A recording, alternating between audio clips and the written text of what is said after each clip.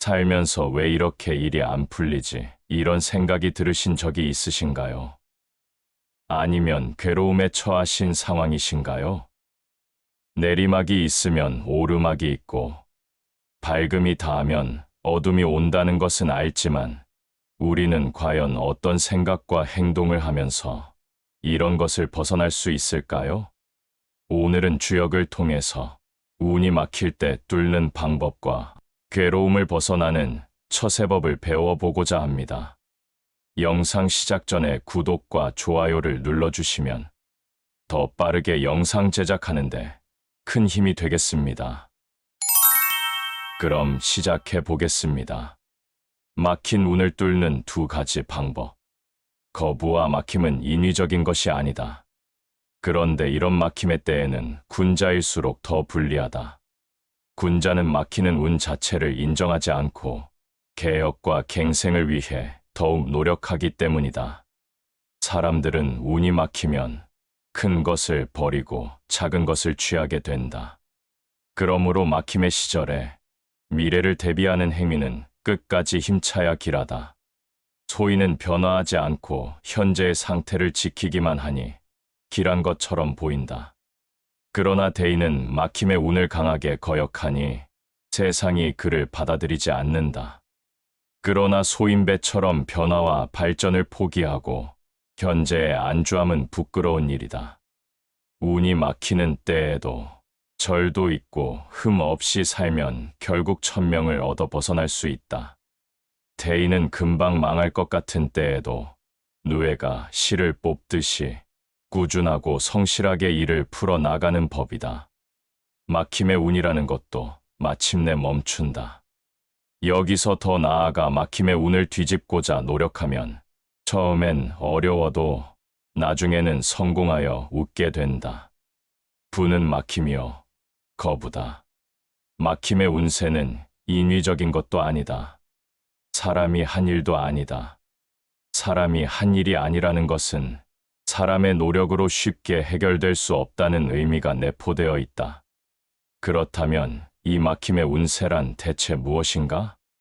주역이 제시하는 하늘의 도리와 땅의 섭리를 생각해 볼 때 이는 시간과 공간의 부조화에 기인한다. 그래서 사람의 일이 아니라고 한 것이다. 이렇게 막힘의 운이 닥치게 되면 정말로 낭패를 보는 것은 소인이 아니라 군자다.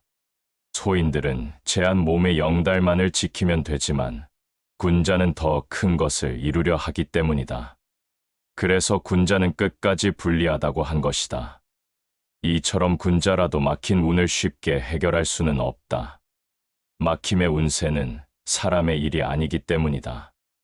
그래서 군자든 소인이든 막힘의 운이 닥치면 큰 것을 잃고 작은 것을 취한다.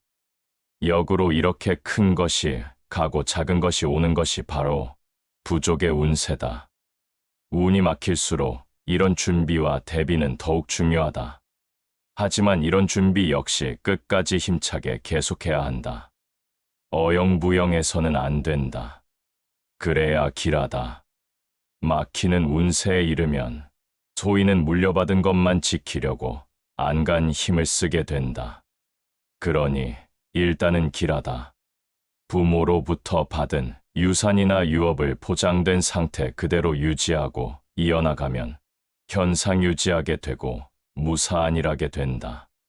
소인배라는 소리는 듣겠지만 안전한 방법이다. 이에 반해대인은 이를 거부하고 부정하며 막힘 자체에 대해 힘찬 기운으로 맞선다. 설령 실패하더라도 자기의 이상을 저버릴 수 없기 때문이다. 과연 누구의 방식이 진정으로 옳은가? 주역은 한마디로 변화와 발전을 도모하지 않는 소인배의 현상 유지와 무사한 일, 보장된 것만을 지키려는 태도는 부끄럽고 수치스러운 짓이라고 말한다. 막히는 운세를 뚫는 방법에 대한 주역의 태도는 분명해진다. 피하지 말고 맞서라는 것이며 도망치지 말고 덤비라는 것이다. 그렇다면 막힘의 운에서 탈출할 방법은 있는가? 물론 있다. 명을 받으면 되는 것이다. 그렇다면 어떻게 해야 명을 받는가? 주역은 다음에 3가지 조건을 제시했다. 첫째, 흠 없이 깨끗하게 살아야 한다. 어렵다고 남의 것을 탐하거나 죄를 지어서는 안 된다. 둘째, 절도를 지켜야 한다. 밭에 두둑이나 이랑처럼 가지런하고 질서 있게 생활해야 한다. 세 번째, 순종하고 따른다. 현재의 어려움과 막힘의 운세를 거부하지 않고 오히려 하늘의 복이라고 생각해서 순종한다. 이상의 3가지가 부족의 운세를 뚫고 나가는 비결이다. 그렇다면 막힘의 운세는 언제 어떻게 뚫리는가? 막힘의 운세가 뚫릴 때에는 순서가 있다.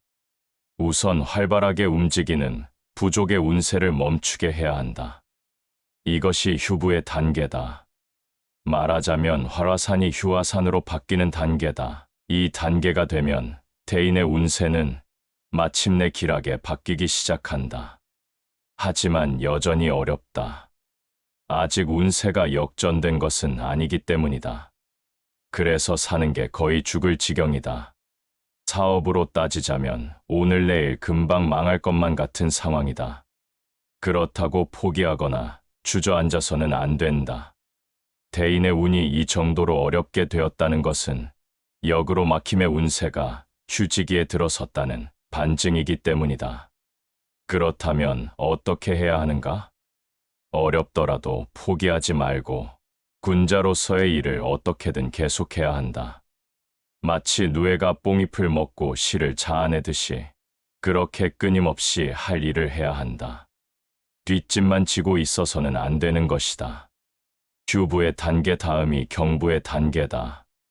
막힌 운을 마침내 뒤집어 엎는 단계다. 등산에 비유한다면 마침내 정상을 눈앞에 둔 순간이다. 대부분의 사람들은 이미 그 전에 포기했을 것이다. 그러나 군자는 끝까지 나아가 반드시 막힌 운을 뚫어야 한다. 그 마지막 고비가 경부의 단계다. 물론 처음에는 어렵다. 정상이 가까운 건 분명한데 모퉁이와 큰 나무의 가력 꼭대기가 잘 보이지 않는 경우와 같다. 하지만 계속 나아가야 한다. 어떤 자세로 나아가야 하는가? 순수하고 깨끗하게, 질서정연하게 역경을 오히려 복이라고 생각해 순종하면서 그렇게 나아가야 한다. 그 뒤에는 기쁨이 있다. 막힘의 운세가 끝나고 마침내 정상이다. 이제는 내리막이요, 열린 운의 시작이며 성공의 길인 것이다. 괴로움에서 탈출하는 6가지 지혜. 곰궁하고 괴로운가? 곤란하고 어려운 일은 인생의 구비마다 도사리고 있다. 그러나 그 해결책 또한 멀리 있지 않다.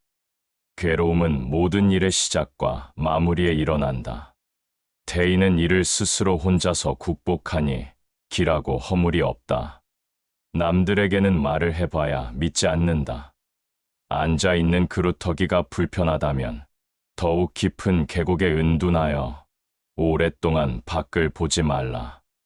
기본적인 의식주조차 해결하기 어렵다면 재물을 관장하는 주부를 찾아가 제사를 지내면 이롭다. 나아가 빼앗으려 한다면 흉하다. 가난이 허물이 아니다.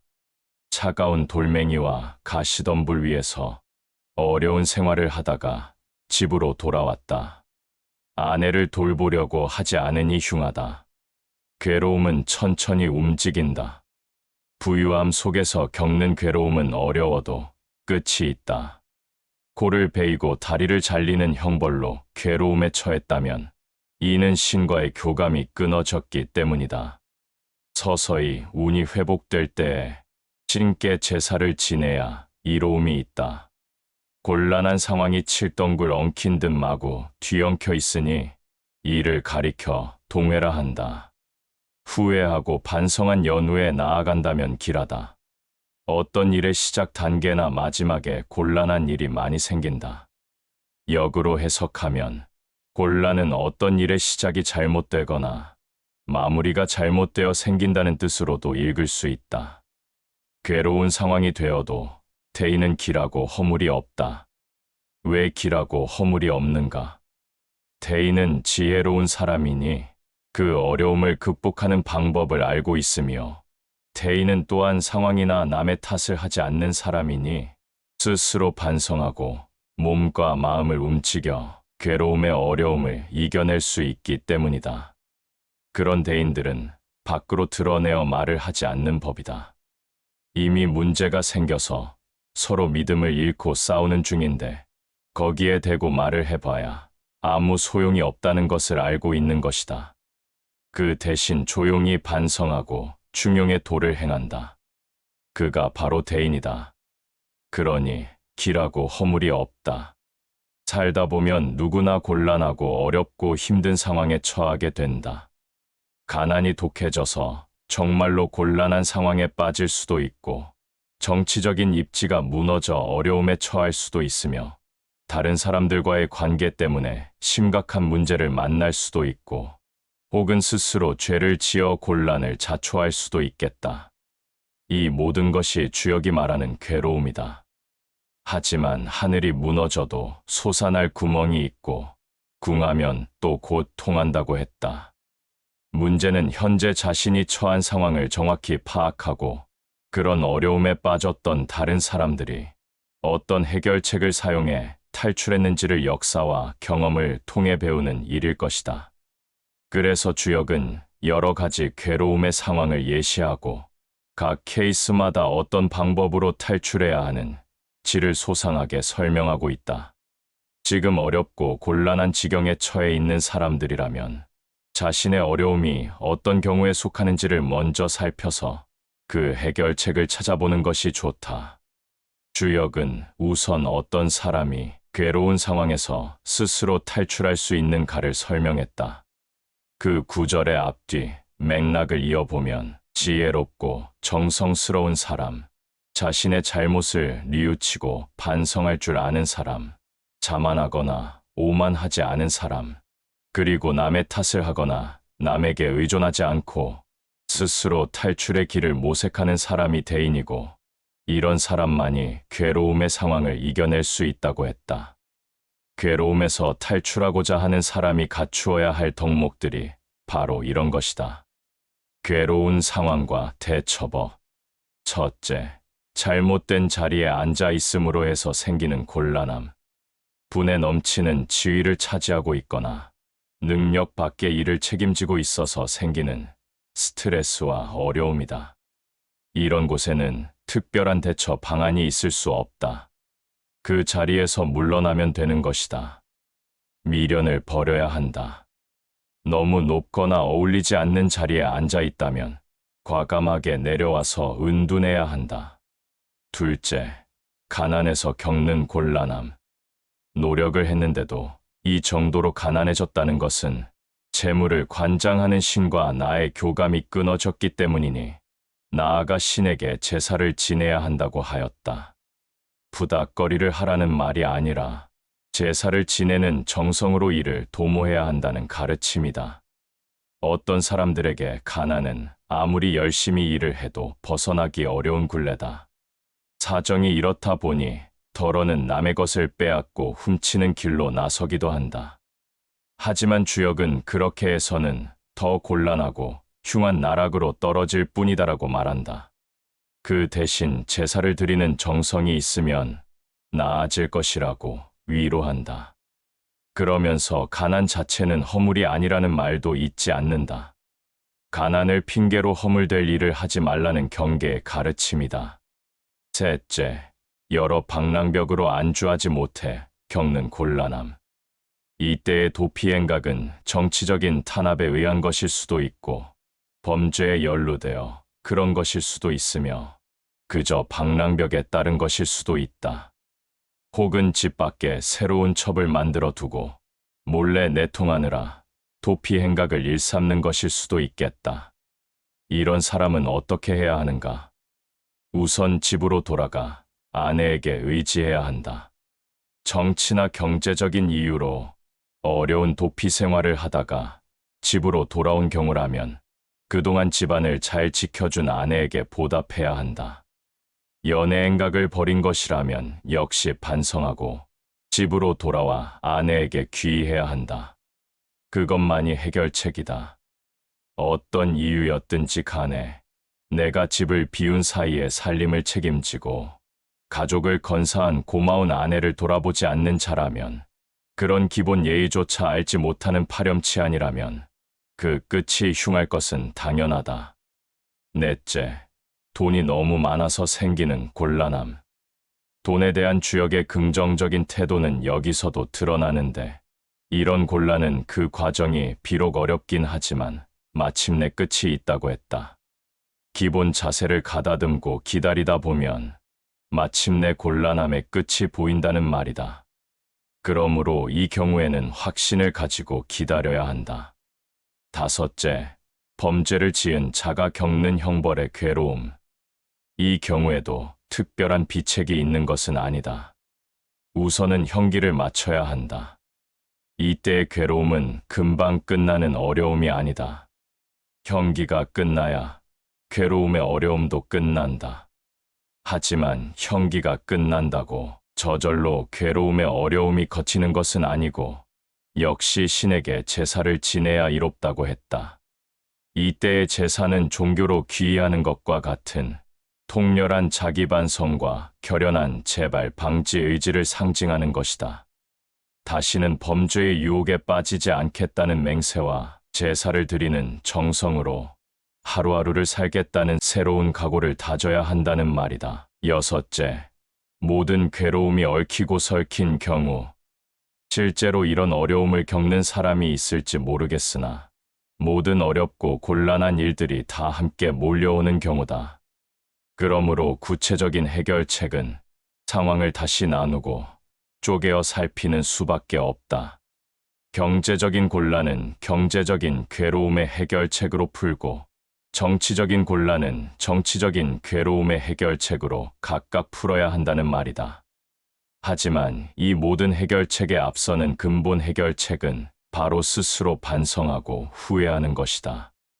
곤란과 어려움은 각자가 처한 상황에 따른 것일 수도 있지만 대개는 스스로 자초하는 경우가 대부분이다. 따라서 남을 탓하거나 상황 논리로 얼버무릴 일이 아니다. 나부터 먼저 반성하고 후회해야 마침내 괴로움에 따른 어려움도 사라진다. 곤경에서 빠져나오는 법.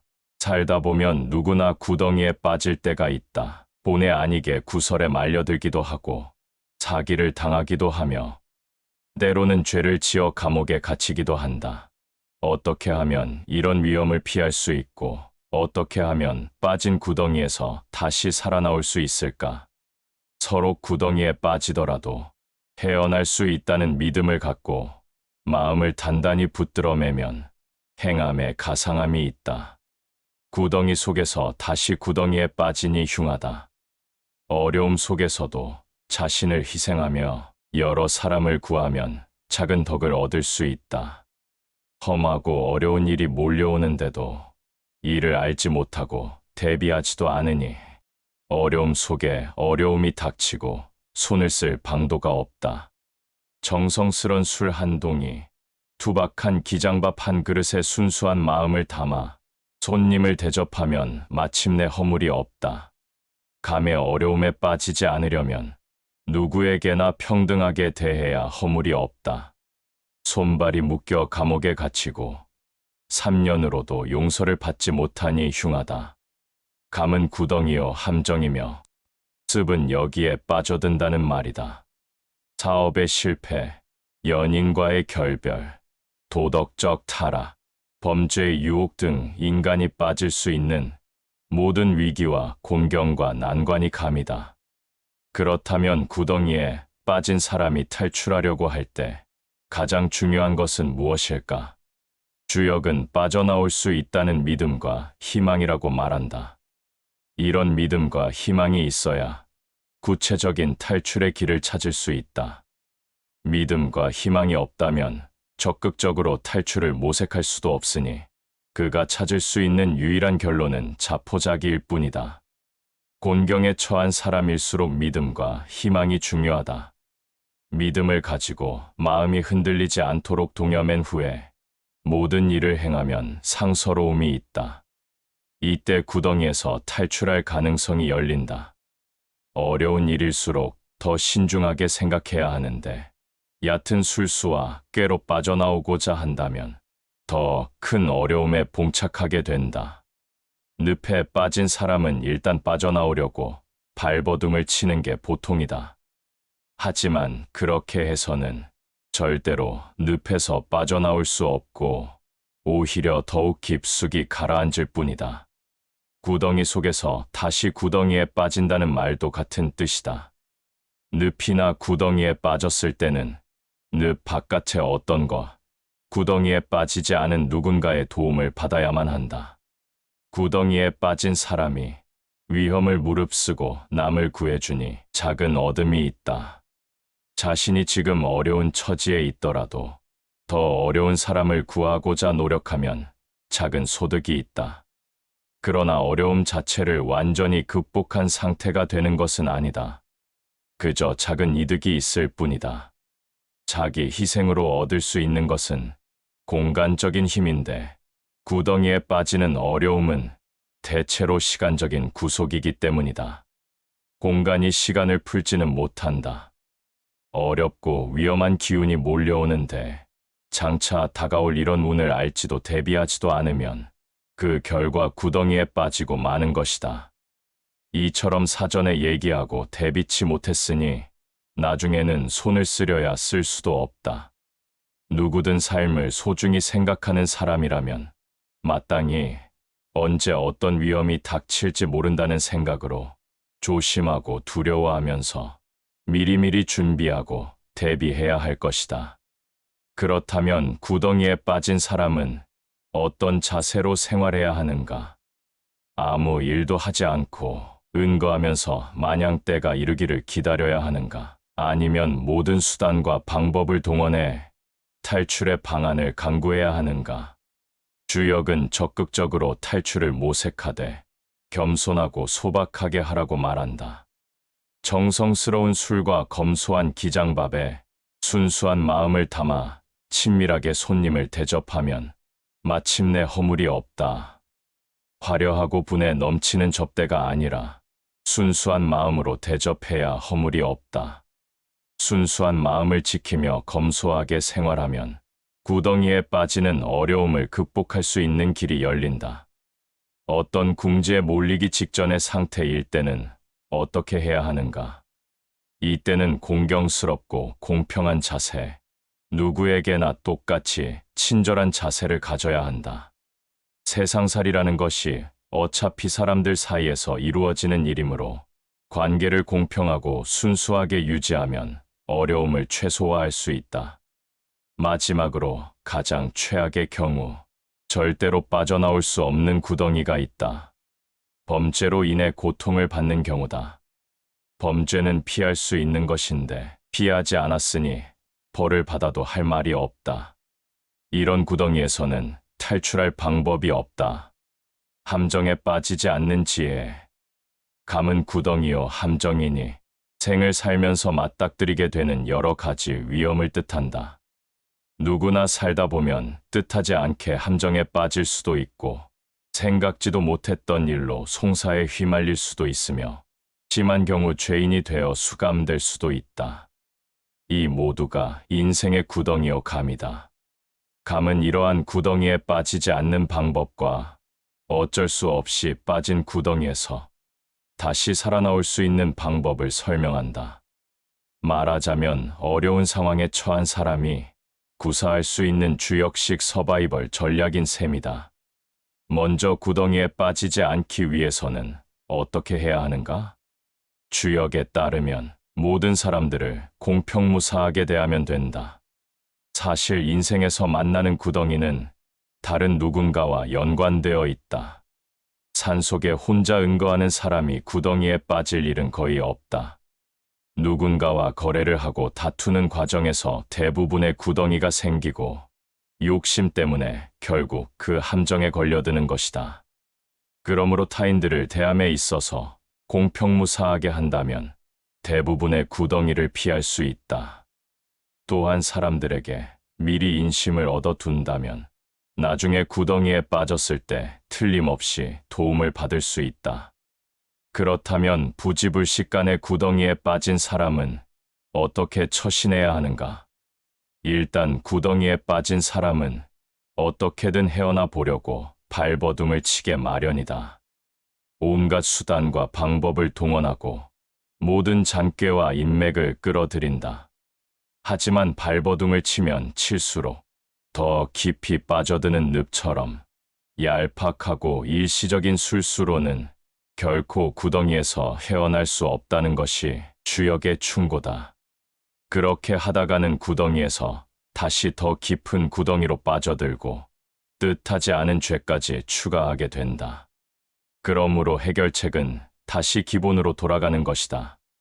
기본으로 돌아가서 스스로를 찬찬히 돌아보고 구덩이에서 반드시 헤어날 수 있다는 믿음을 더욱 공고히 해야 한다.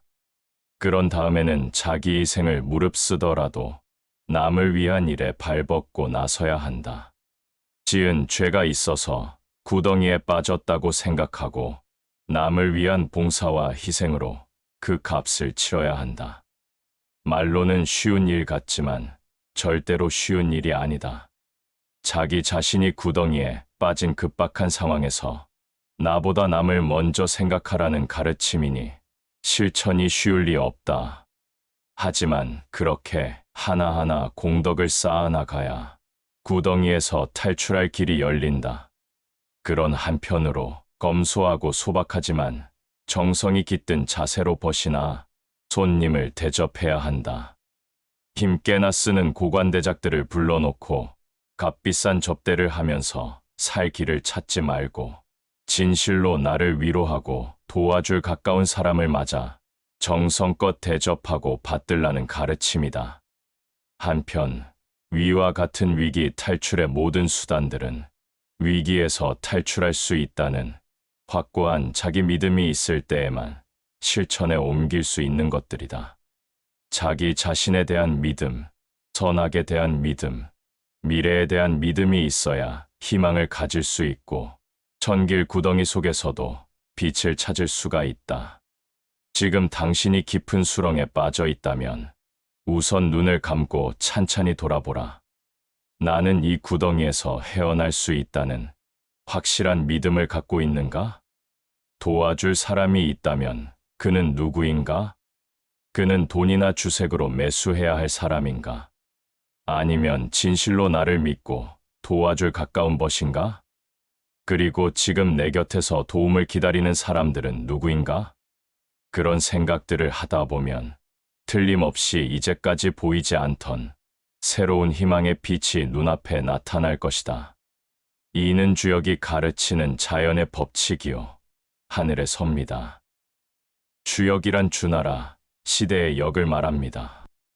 역이란 변한다는 뜻인데 천지만물이 변화하는 궁극의 원리를 밝히고 사람도 그 원리에 충실하게 살아야 한다는 가르침을 전하기 위해 기술된 책입니다.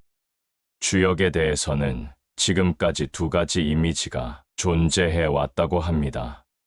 하나는 점서로서 인간사 구체적인 상황의 길과 흉을 점치는 책으로 이용되면서 동양 점서의 원전으로 이해되어 온 측면이 강하였습니다. 다른 한편으로는 철학서의 이미지입니다. 유교의 기본 경전으로 우주론적 철학을 담고 있는 책으로 연구되어 왔습니다. 주역의 저자에 대해서는 사기를 쓴 사마천은 복희씨가 8궤를 만들고 문왕이 64궤, 괴사와 효사를 만들어 주역을 완성했다고 기록했습니다.